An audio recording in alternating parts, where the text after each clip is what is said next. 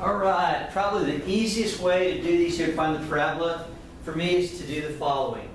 I'm going to come up here and I'm going to make a graph, kind of a little brief one, and I know this.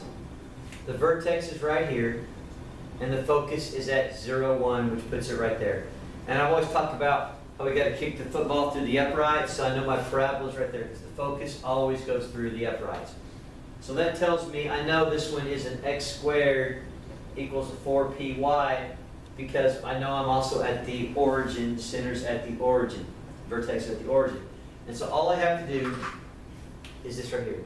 This is p right there, the distance from there to there. Well, the distance from 0, 0 to 0, 1 makes p equal to 1. So my answer is x squared equals 4 times p y, or x squared equals 4y.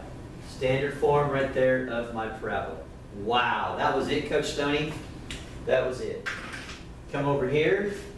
Like I say, kind of draw a graph. Doesn't have to be very big. Vertex is -1, 2. I'm putting the dot right there. Yeah, the focus is at -1, 0. -1, 0 is right here. So that tells me that the football's got to be between the uprights. I know this was an x squared. I also know at some point I'm going to have something negative here. And don't forget, all I have to do is this. P is the distance from here to here. Well, that's a distance of 2, but I went from this down, so that makes P equal to -2. So once again, x squared equals 4py. Whoops. Ooh, kind of got ahead of myself. This one's a little different because this will be the x minus the h squared equals 4p times the y minus k. Because the h and k are inside liars. So here's my h and there's my k. So here's what I have.